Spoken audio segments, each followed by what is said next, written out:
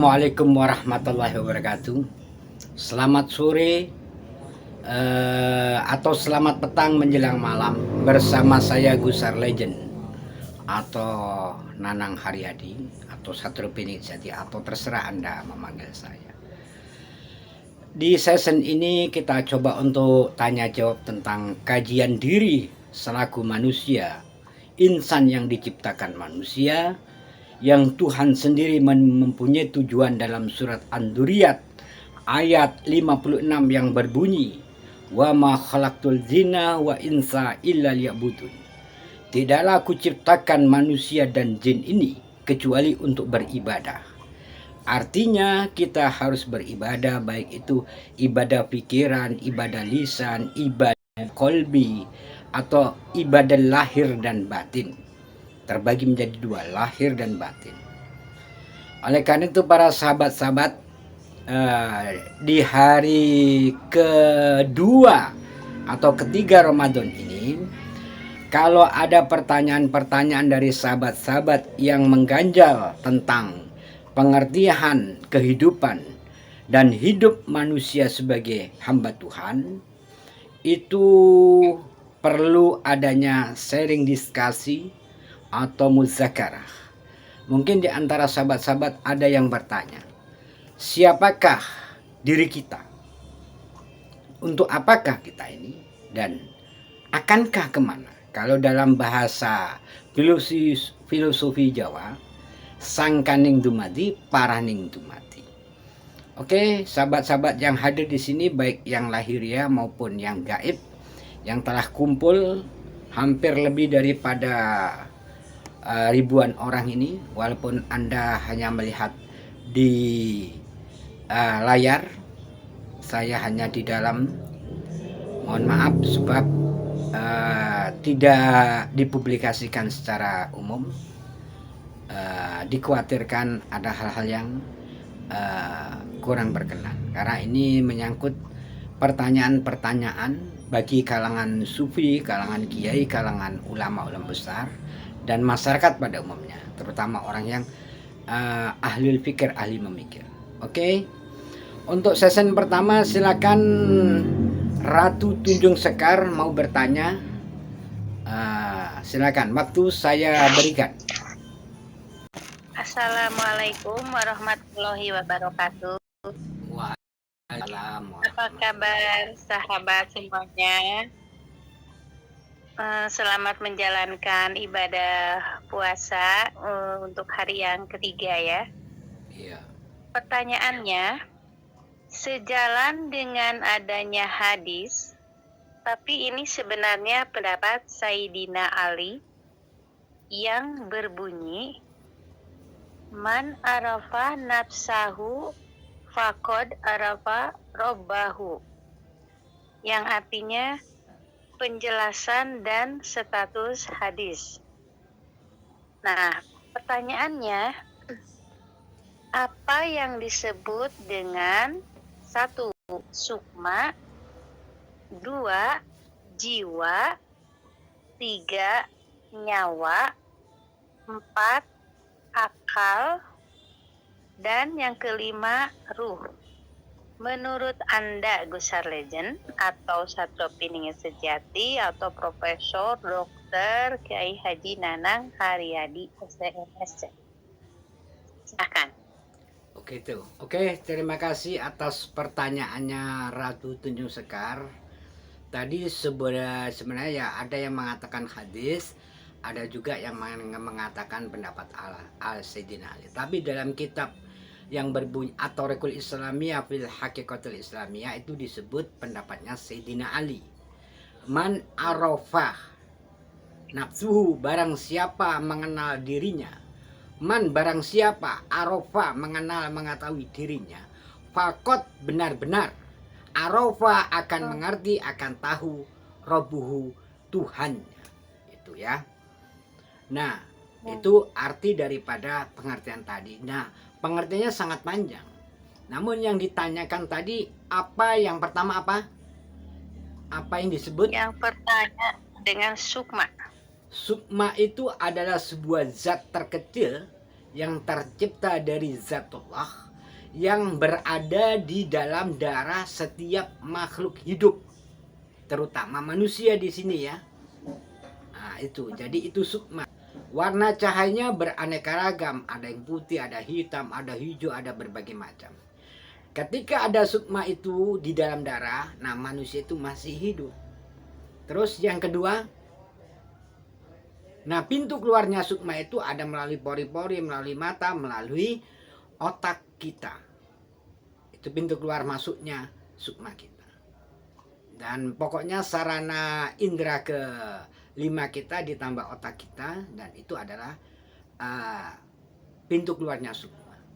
Terus yang kedua apa pertanyaan tadi yang dimaksud? Yang kedua, jiwa.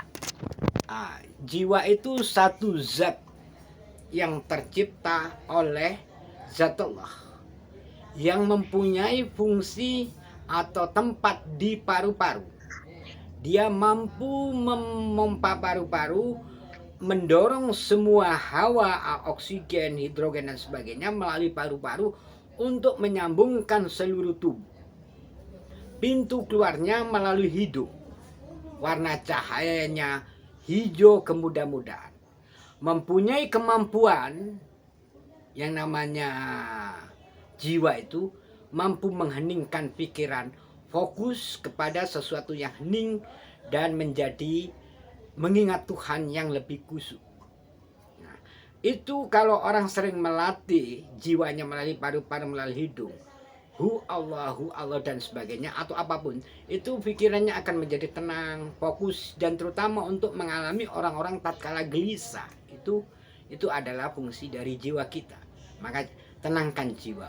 Itu dengan praktek begitu tadi, karena letaknya jiwa itu di paru-paru. Memang banyak orang pengertian tentang jiwa itu beraneka ragam, tapi yang disebut jiwa dalam sebuah pustaka Wedo Sasongko di dalam kitab At-Tariqul Islamiyah fil Hakikatul Islamiyah yang ditulis tahun 99 Hijriah itu begitu, dan diperbarui tahun 212 kitab. Itu. Yang ketiga tadi apa pertanyaannya? Apa yang disebut nyawa? Nyawa ya? Nyawa, iya. Nyawa Ya, itu zatullah ya, yang berletak di jantung, yang berfungsi untuk menggetarkan dan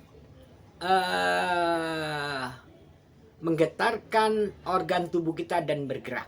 Itu adalah nyawa, letaknya di jantung, yang disatukan dengan yang namanya nafsu amarah. Warna cahayanya kuning keemas-emasan, pintu keluarnya melalui telinga. Mempunyai kemampuan daya, jika itu dipupuk berlatih nyawa itu dengan hu Allah dan sebagainya atau kalimat-kalimat mantra, maka segala sesuatu yang dia imajinasikan di muka bumi ini akan menjadi wujud nyata, dengan syarat ada sebuah cahaya bundar kemas-masan ya, disalurkan saya masuk telinga, masuk jantung, masuk telinga, masuk jantung, terus sampai terasa getarannya. Setelah merasakan getaran itu, maka nyawa itu akan mempunyai sebuah kemampuan di samping gerak dan getar, mampu mewujudkan benda-benda yang ada di dalam alam ilustrasi, alam visualisasi, dan alam imajinasi setiap manusia. Dan yang keempat tadi pertanyaannya, apa yang disebut dengan akal? Akal, iya betul. Akal manusia itu adalah zatullah, partikel terkecil di dalam otak manusia yang mempunyai fungsi berputar-putar di seluruh jaringan otak kita, dan dia mempengaruhi saraf-saraf di seluruh tubuh kita, yaitu kurang lebih sekitar 11 miliar saraf yang satu saraf menangani 25.000 saraf. Satu simpul saraf melayani 25.000 saraf. Tapi yang terdeteksi oleh kedokteran hanya ada 12 simpul saraf yang terbesar di kepala kita. Jadi akal itu di situ. Dan dia akal ini kalau tidak ada rem, tidak ada pembatasan-pembatasan, maka akal inilah yang mengklaim dirinya Tuhan dan bahkan mengadakan tidak adanya Tuhan. Jadi akal ini saking overnya sebuah sainnya, maka dia menganggap dirinya Tuhan dan menganggap Tuhan itu tidak ada. Itulah yang disebut akal manusia. Karena proses penciptaan akal itu sendiri ketika mau diciptakan oleh Tuhan dalam kitab Al-Haqiqatul Islamiyah Fitraqatul Islamiyah yang diperbarui tahun 212 Hijriah, itu ditanya akal, man ayu ya akal, hai akal siapa kamu? Jawaban akal, ana sama Tuhan, anta kamu Tuhan, saya. Itulah ketidakpatuhan akal. Terus direndam di dalam sebuah neraka, dibakar 25 tahun, dinaikkan kembali, ditanya oleh Tuhan, ayu aklu man huwa wa anta, siapa kamu akal dan siapa saya? Akal tetap menjawab, anta kamu Tuhan dan saya. Terus ketiga dimasukkan lagi, dicambuk sampai 25.000 tahun dicambuk. Itu sakit kalau dicambuk itu. Terus akal tetap ditanya, man anta ya aklu wa anna, siapa kamu akal dan siapa saya? Akal tetap menjawab, anna Tuhan, anta kamu dan saya. Itu kata akal.